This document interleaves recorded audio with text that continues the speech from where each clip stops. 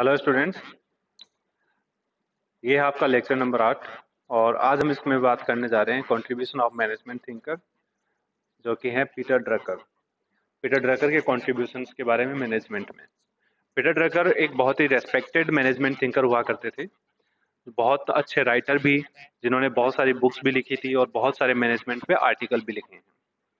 वो बहुत ज़्यादा वर्सेटाइल थे मैनेजमेंट में, जो कि मोस्टली जैसे मैनेजमेंट थिंकर है उन्होंने पर्टिकुलर किसी एक पॉइंट के ऊपर ही मैनेजमेंट में लिखा है, बट इन्होंने ऑलमोस्ट मैनेजमेंट के सारे एरिया के ऊपर बहुत कुछ लिखा था। तो कोई भी ऐसा एरिया नहीं बचा जिसके ऊपर पीटर ड्रकर ने ना लिखा हो, और उनका कंट्रीब्यूशन इतना ज़्यादा था कि हर लोग उन्हें पसंद करते थे। हर जगह के लोगों को पीटर ड्रकर का मैनेजमेंट था वो अच्छा लगता था और वो उनसे सीखते थे। उनके जो मैनेजमेंट के कुछ व्यूज थे उनको हम समराइज कर सकते हैं, जो कि इस तरह से हैं। उन्होंने कहा था management as a practice. Management को उन्होंने प्रैक्टिस के रूप में डिफाइन किया था। According to Drucker, management has two important function, innovation and marketing. He has treated management as a discipline as well as a profession. For him, management is more of a practice and is always goal oriented. His study on the purpose of business as the creation of the customer, if understood in the right manner, helps an organization to achieve success. Drucker के according management के दो important function थे, innovation और marketing. कि जैसे ही आप अपना कोई प्रोडक्ट है, अगर उसको आप चाहते हो कि मार्केट में सबसे ज़्यादा वो अचीव करे सक्सेस को, तो उसके लिए आपको इनोवेटिव होना बहुत ज़रूरी है। और इनोवेशन के साथ साथ आपकी मार्केटिंग स्किल है वो बहुत अच्छी होनी चाहिए। जितनी ज़्यादा आपकी बढ़िया मार्केटिंग स्किल होगी उतना ज़्यादा आप मार्केट के अंदर स्टेबल हो पाएंगे, आप अपने प्रोडक्ट है उनको कस्टमर तक पहुंचा पाएंगे। उसके अकॉर्डिंग मैनेजमेंट है वो एक डिसिप्लिन के साथ साथ एक प्रोफेशन भी है।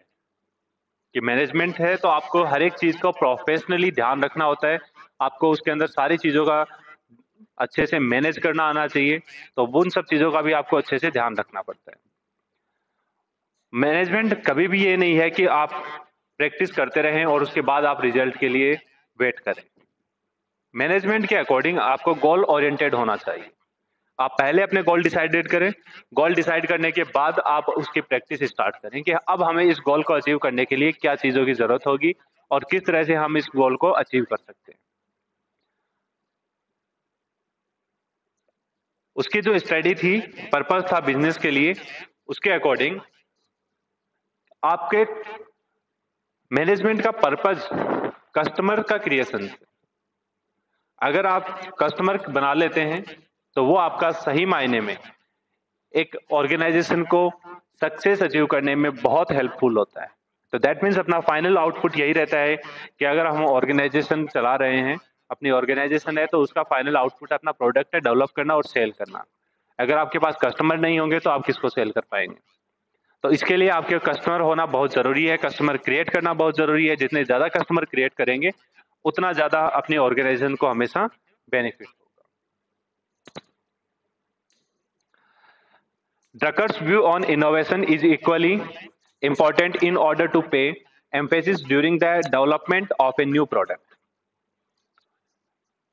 ड्रकर का जो व्यू था इनोवेशन के लिए वो बहुत ज्यादा इंपॉर्टेंट था कि आपके कोई भी जब नया प्रोडक्ट डेवलप करने जा रहे हैं तो उसमें आपका इनोवेशन का होना बहुत जरूरी है। विदाउट इनोवेशन आपके प्रोडक्ट के नए डेवलपमेंट में कोई मतलब नहीं रह जाता, कोई नई चीज नहीं होगी, नया इनोवेशन नहीं होगा, तो लोग आपके नए प्रोडक्ट को पसंद नहीं करेंगे। He argued that new product should drive out the existing product rather than other way around. उसके अकॉर्डिंग ये था कि जो नया प्रोडक्ट आप ला रहे हैं वो पुराने प्रोडक्ट को हमेशा रिलीव कर दे, कि उसकी जगह उसका रिप्लेसमेंट एक नए प्रोडक्ट के रूप में आए। ये नहीं है कि पुराना प्रोडक्ट है वो भी चल रहा है और नया प्रोडक्ट आपने लॉन्च कर दिया है, तो दोनों साथ साथ ना चले। As such, he is against bureaucratic management as he thinks that it stifles the innovative spirit and the initiative among the people in the organization. वो ब्यूरोक्रेटिक मैनेजमेंट के हमेशा खिलाफ रहे हैं।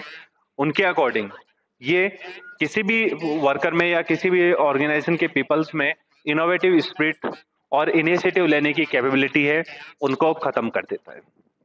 तो इसलिए हमेशा किसी भी ऑर्गेनाइजेशन को जितना ज़्यादा इनोवेटिव और इनिशिएटिव पीपल मिलेंगे, उतना ज़्यादा ऑर्गेनाइजेशन है वो प्रोग्रेस करता है। He considered that modern organizations are knowledge-based organizations and described the modern workers as knowledge worker, considering their skill and innovative abilities. उनके अकॉर्डिंग आज की जो भी ऑर्गेनाइजेशन है वो नॉलेज बेस्ड ऑर्गेनाइजेशन है, बिकॉज वो अपना सारा काम या अपना जो भी उनका पर्पज होता है उसके लिए पहले वो डीपली रिसर्च करते हैं, नॉलेज लेते हैं, उसके बाद वो अपना काम स्टार्ट करते हैं। और एज वेल एज आपके वर्कर्स जो हैं वो भी आपके नॉलेज बेस्ड वर्कर हैं, बिकॉज उनमें उनकी पर्टिकुलर स्किल हैं और इनोवेटिव एबिलिटीज। तो ये पीटर ड्रकर का मानना था कि मैनेजमेंट एज ए प्रैक्टिस क्या है और कैसे है। According to Drucker, functions of management, Drucker points out 3 basic functions of management. The action of management should contribute to first the achievement of purpose and mission of the institution. That means आपका जो achieve करना है उसका purpose और आपका mission, जो भी आपका इंस्टीट्यूट है उसका मिशन और पर्पज, दोनों चीजें आपकी क्लियर होनी चाहिए। Make the work productive and the worker achieving, आपका वर्क है वो हमेशा प्रोडक्टिव रहना चाहिए जिससे आपको मैक्सिमम बेनिफिट मिले, और आपके वर्कर हैं उनमें वो एक जील होनी चाहिए कि जिससे वो अचीव करने की कैपेबिलिटी रखें।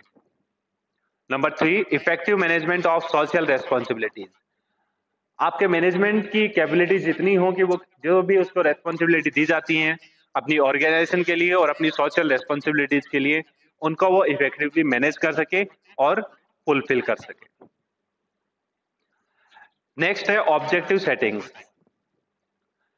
Drucker has attached great importance to objective settings.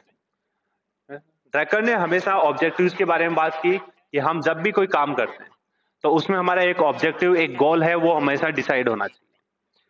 उन्होंने एक पॉपुलर टूल दिया था MBO, जिसको कहा जाता है मैनेजमेंट बाय ऑब्जेक्टिव्स। तो उसके अकॉर्डिंग यही है कि आपका मैनेजमेंट है वो आप ऑब्जेक्टिव्स के अकॉर्डिंग लेके चले। आपको जो अपने ऑब्जेक्टिव्स अचीव करने हैं उनके अकॉर्डिंग आपको अपना मैनेजमेंट रखना है। तो he has specified that objectives should be set for all the key result areas of business. To make the objectives and their achievements more meaningful, he has given a new tool and is popularly known as Management by Objectives, MBO. MBO is regarded as one of his most important contributions to the discipline of management. He has discussed the concept in great detail in his book, The Practice of Management, written in 1954. तो ये वही है जो आपको मैंने अभी बताया management के बारे में, जो उन्होंने लिखा है। उन्होंने जिस चीज के ऊपर फोकस किया वो है आपका मैनेजमेंट बाय ऑब्जेक्टिव, जिसके बारे में उन्होंने अपनी बुक में लिखा the practice of management. Management by objective is process where superiors and subordinate jointly identify the common objective, set the result that should be achieved by the subordinates, and assess the contribution of each individual. It is viewed more as a philosophy than as a tool or technique to achieve the objective. तो MBO क्या है? MBO एक process है जिसमें supervisor और subordinates मिलके एक common objective decide करते हैं, रिजल्ट सेट करते हैं, और उसके बाद सबऑर्डिनेट के साथ मिलके सभी के इंडिविजुअल हेल्प से उन ऑब्जेक्टिव और रिजल्ट्स को अचीव करते हैं।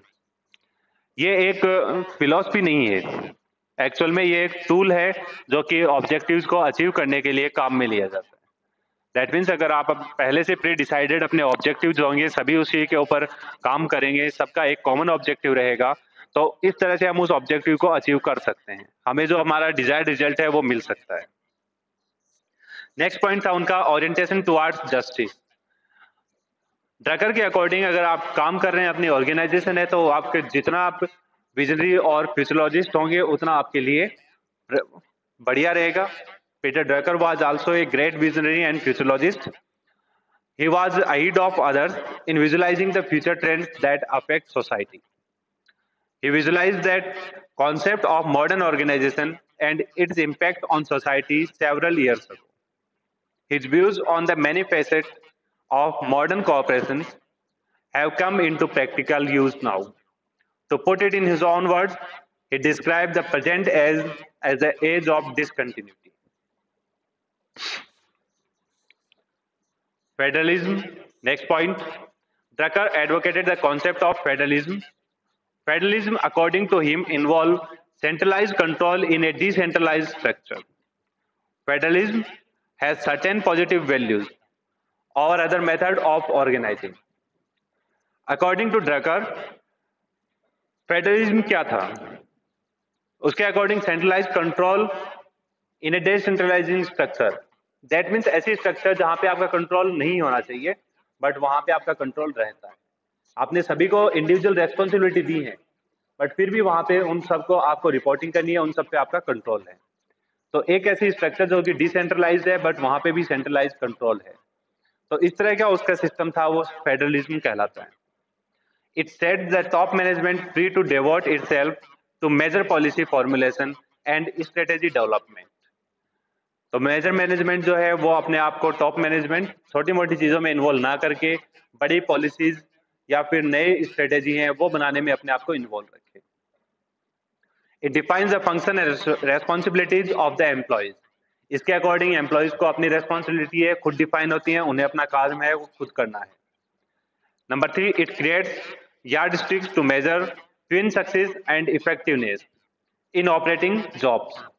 उसके अकॉर्डिंग आपको अपनी सक्सेस है और इफेक्टिवनेस है वो अपनी जॉब करते हुए मेजर करनी है कि हम कितना अच्छा कर रहे हैं, कितना अच्छा कर सकते हैं और हमें हमारा ऑब्जेक्टिव जो है वो अचीव करने में कोई प्रॉब्लम तो नहीं हो रही. It helps resolve the problems of continuity through giving education to the managers of various units while in an operating position. ये हमें प्रॉब्लम को रिजॉल्व करने की हेल्प करता है जो कि अगर हम बार बार अपने मैनेजर्स को सिखाने में मदद करते हैं. कोई भी अगर अपना ऑपरेटिंग पोजीशन के ऊपर मैनेजर्स हैं और उनको प्रॉब्लम आती है तो अगर वो लर्न करते हैं अपनी प्रॉब्लम से तो वो उन्हें सीखने में काफी हेल्पफुल रहता है और इस तरह से ये अपनी प्रॉब्लम्स हैं वो दूर हो जाती है. Drucker's realistic way of looking at the organization and society has earned him the status of a management guru. It means उनका जो वे ऑफ थिंकिंग था मैनेजमेंट के लिए, ऑर्गेनाइजेशन के लिए, उसी की वजह से उन्हें मैनेजमेंट गुरु का एक खिताब है वो दिया गया. His contributions have made tremendous impact on the management practices all over the world. He is one of the few contemporary management thinkers who are highly admired in Japan. Similarly, the contributions of Peter and Waterman, who extensively studied a few American companies and are known for their excellence in modern management practices.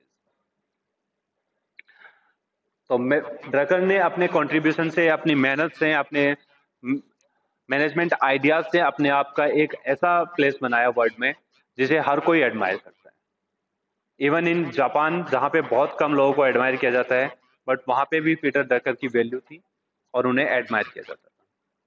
उन्होंने बहुत सारी कंपनियों के साथ मिलके modern management practice के ऊपर work किया और उनके बेनिफिट के लिए अच्छी अच्छी थ्योरीज दी.